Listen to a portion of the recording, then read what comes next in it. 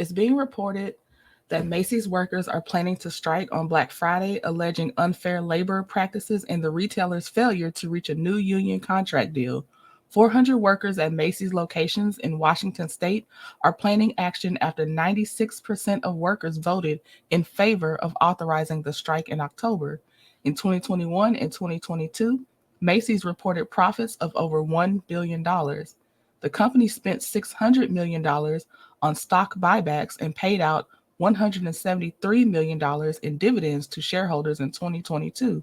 The union has criticized these profits, and the Macy's chief executive, Jeff Jeanette's $11 million annual pay package as the company refuses to budge on wage increases the union is asking for in a new contract.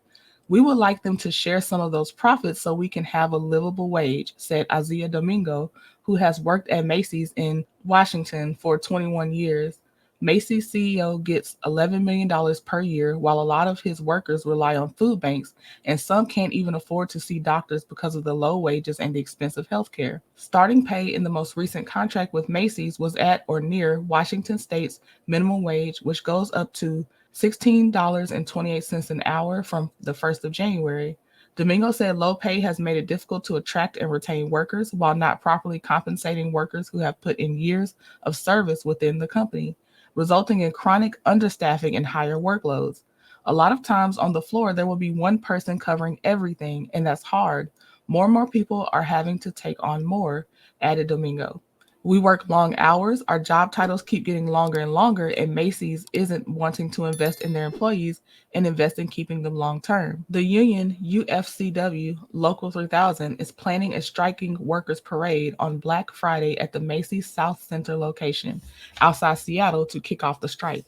Other workers represented by the union and community members will also join.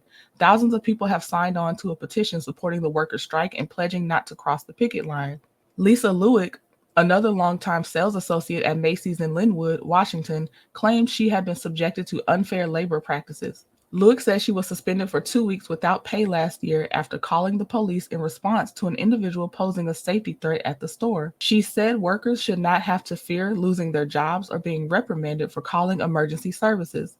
Other unfair labor practice charges filed by the union include being prohibited by Macy's from speaking to workers in the workplace, surveillance of union members, and bargaining in bad faith.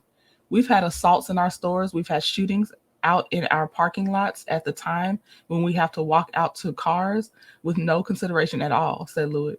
She said pay had lagged far behind inflation, even as Macy's has been immensely profitable, as executives have been paid multi-million-dollar salaries, and as the company has put lots of money into publicity campaigns such as the Macy's Thanksgiving Day Parade. They've worked us to death on skeletal staffing, and it's just not fair, said Lewick. When we see that they've made all these billions, when they pledge to put money back into the business, they're establishing 30 new stores. They have the Macy's Day Parade, they have the fireworks. We're angry, and even our customers comment on it.